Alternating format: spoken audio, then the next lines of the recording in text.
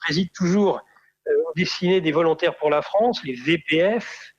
Nous avons, je crois, en ligne et dans le studio dit virtuel, le général Antoine Martinez. Vous êtes là, général? Oui, bonjour Nicolas. Très bien. Alors vous, j'ai l'impression que de là où vous vous situez, vous êtes chez vous et non à l'extérieur parce qu'on vous entend très bien. Très bien, oui, je suis dans mon bureau. Alors, mon général, le, vous avez au début de l'année à Paris, le 25 janvier, si mes souvenirs sont bons, dans le cadre de la présentation nous aurons peut-être l'occasion d'y revenir rapidement, d'une présentation d'un gouvernement de relève nationale, qui serait dans un cas de figure très particulier, c'est-à-dire, et puisque vous restez un mouvement légaliste, les VPF, et vous dites si il y avait un écroulement, un effondrement des pouvoirs publics, il faudrait préparer l'avenir et avoir des sommes solides à mettre à la place de ceux qui nous gouvernent si les manettes du pouvoir ne répondaient plus demain, dans un cadre extrêmement légaliste. Et avant cela, vous aviez, je me rappelle, lors de cette réunion, placé les volontaires pour la France, je dirais, sous les auspices de l'année joannique, de l'année Jeanne d'Arc. Absolument. Ce qui, bien sûr, c'est particulièrement plaisir à Radio Courtoisie et à ses auditeurs, puisque je dirais à l'impulsion de notre présidente Dominique Paoli, nous avons fait de cette année, pourquoi de Courtoisie aussi, l'année joannique, le centenaire de la canonisation de Jeanne d'Arc au mois de mai, le 16 mai 2020, c'est donc le centenaire. Vous avez voulu, vous aussi, en général, faire pour les VPF, cette année, vous l'avez placé sous les auspices de Jeanne d'Arc. Absolument, oui. Donc, comme vous le dites, nous avions annoncé en début d'année, lors de notre réunion le 25 janvier dernier à Paris, l'année Jeanne d'Arc 2020. Malheureusement, comme chacun le sait, avec la crise sanitaire qui s'est abattue, le confinement arrivant également, nous avons été empêchés de réaliser le projet, notamment pour la célébration de la canonisation, comme vous le dites, aux alentours du 16 mai. C'était juste le début de la sortie du confinement. Alors, il nous restait quand même une autre possibilité, puisque, comme vous le savez, le 10 juillet 1920 a été instaurée la fête de Jeanne d'Arc, fête patriotique, qui avait été d'ailleurs proposée par un député, Maurice Barrès, les deux chambres ayant voté à l'unanimité. Et depuis, voilà, cette fête est instaurée. Et cette année, nous célébrons le centenaire. Voilà, alors notre souhait est bien évidemment d'essayer au moins d'exaucer un de nos vœux, c'est-à-dire célébrer ce centenaire de la loi du 10 juillet 1920 en une démarche qui va nous amener à déposer une gerbe, si vous voulez, tout ce qui l'organisation de cette manifestation qui aura lieu le 10 juillet à Paris, dans le 18e, dans le secteur de la basilique Sainte-Jeanne d'Arc. Eh bien, les détails seront bien sûr donnés à nos adhérents et sympathisants, qui retrouveront tous les éléments sur notre site. Au dernier moment, comme vous le savez, on ne peut pas donner pour l'instant les éléments complets. Alors, c'est-à-dire que, mon général, je vous arrête juste un moment, oui. Il est de coutume, en tout cas, il est vrai que des mouvements tels que le Front National, mais d'ailleurs pas seulement, d'anciens combattants ou même lorsqu'il s'agit que la préfecture, puisque c'est une fête, en effet, ce deuxième week-end de mai, qui est une fête patriotique et une des fêtes nationales, en général, c'est la place des Pyramides qui est choisie. Là, vous choisissez un endroit, si j'ai bien compris, totalement différent, parce que cette basilique Sainte-Jeanne d'Arc, si je ne m'abuse, elle se trouve donc dans le 18e, à 2 pas de la Goutte d'Or, c'est le quartier Chapelle, et je crois que le quartier Chapelle a fait beaucoup parler de lui, ces dernières années pour des questions à la fois de harcèlement de rue, de discrimination faite aux femmes. Et donc, vous voulez marquer symboliquement, justement Absolument. Là, c'est un symbole que nous revendiquons, il faut le dire. Comme vous l'indiquiez, ce secteur de Paris, je ne dirais pas que c'est encore une zone de non-droit, c'est peut-être pas le cas encore, mais c'est un territoire perdu de la République, c'est ce qu'on dit aujourd'hui. Je dirais un peu perdu de la République, effectivement, qu'il faut essayer de reconquérir par les esprits d'abord, et puis plus tard peut-être physiquement, mais il n'en demeure pas moins que ce secteur est un secteur sur le plan de nos racines chrétiennes, quelque chose qui est très parlant.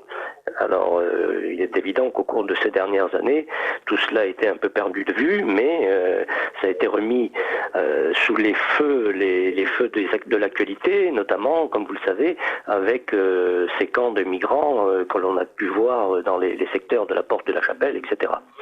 Et donc, en plus, nous l'avions dit lors du 25 janvier dernier à Paris, Jeanne d'Arc représente bien sûr un symbole, le symbole peut-être le plus emblématique de nos héros, non seulement un héros, mais en plus une femme.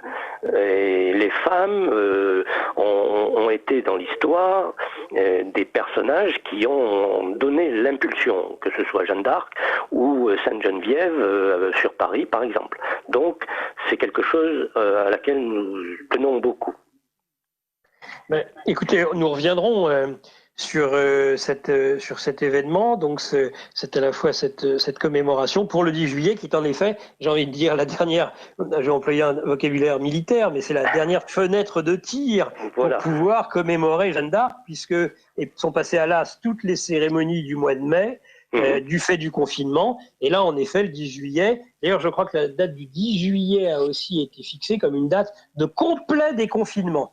Donc on pourra, les VPF vont pouvoir fêter le 10 juillet ce complet déconfinement, à la fois peut-être dans une cérémonie, peut-être dans la basilique, mais en tout cas aux abords immédiats, et honorer la statue de Jeanne d'Arc, sachant d'ailleurs que... Absolument. Cela dit, comme vous dites, c'est peut-être la dernière date, fenêtre de tir, entre guillemets, comme vous le présentez, mais il n'en demeure pas moins que l'année 2020 reste dans son ensemble l'année Jeanne d'Arc. Donc nous avons la possibilité, d'ici la fin de l'année, de marquer notre attachement à cette héroïne sainte et patronne secondaire de la France.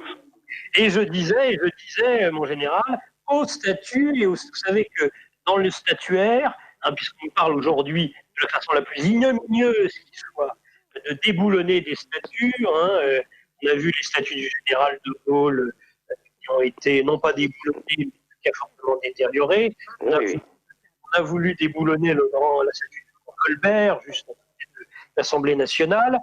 Donc l'importance des statues, et sachons-le, avec je crois la Vierge Marie, Jeanne d'Arc est celle qui est la plus représentée dans les églises en France. Alors très bien, c'est noté, 10 juillet, nous y reviendrons.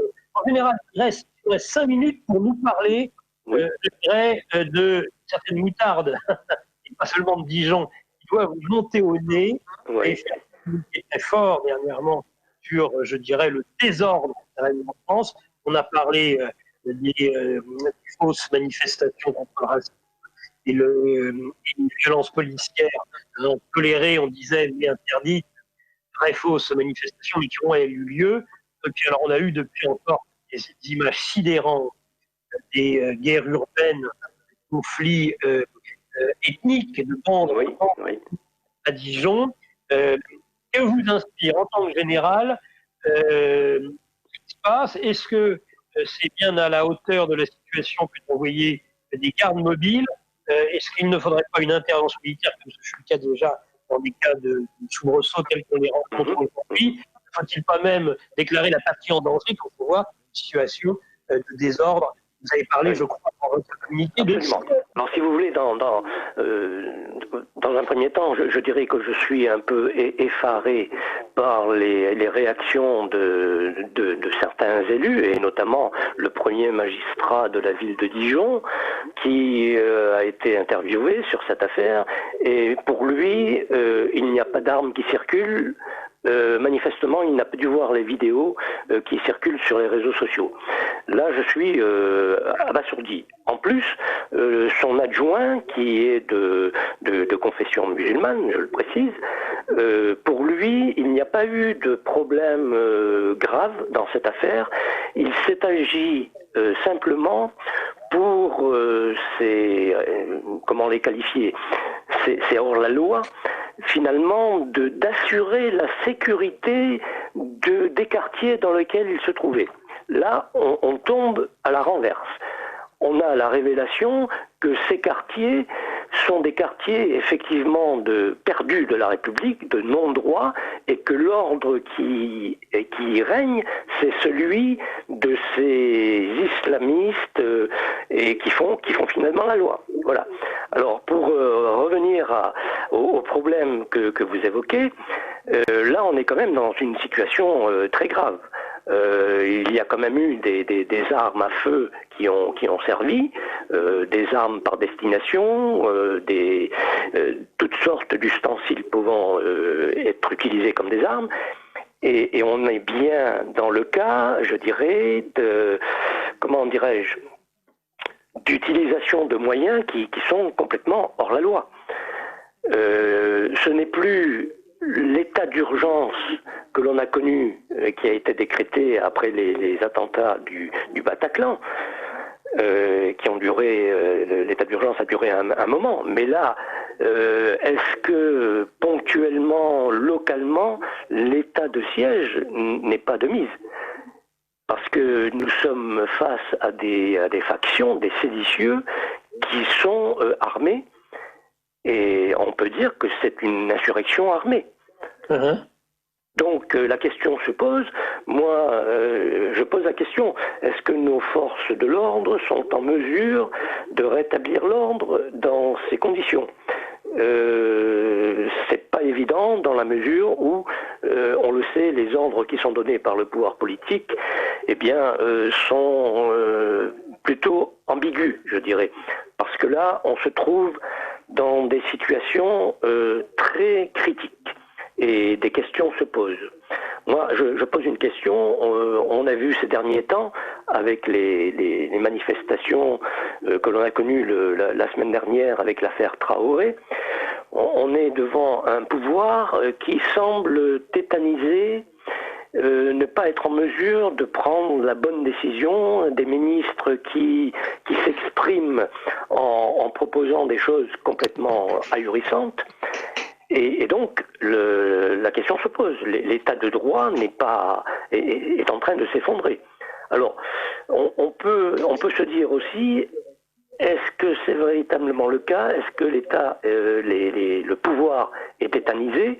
Ou est-ce que ce n'est pas volontaire de sa part? Voilà, excellente question pour finir. Oui.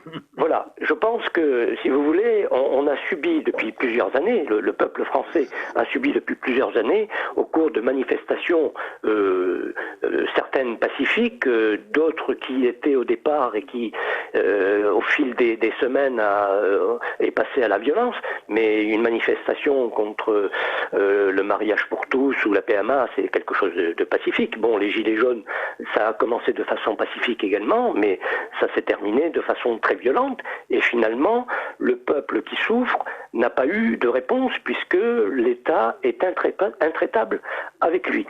En revanche, on le voit avec l'exemple du confinement, certains ont été confinés de façon sévère et ont été suivis, verbalisés, etc. Et d'autres, dans certaines zones de non-droit, eh bien, le confinement n'a pas eu lieu. Et, comme le disait le secrétaire d'État du ministre de l'Intérieur, ce n'était pas une priorité à régler. Donc, on peut se poser des questions. Pourquoi ce deux poids, deux mesures? Est-ce que l'État, le pouvoir n'a pas compris que finalement les Français, la population, le peuple français, malgré ces manifestations, n'obtiendra rien. Et je pense que le pouvoir est persuadé aujourd'hui de pouvoir continuer à agir comme il l'entend.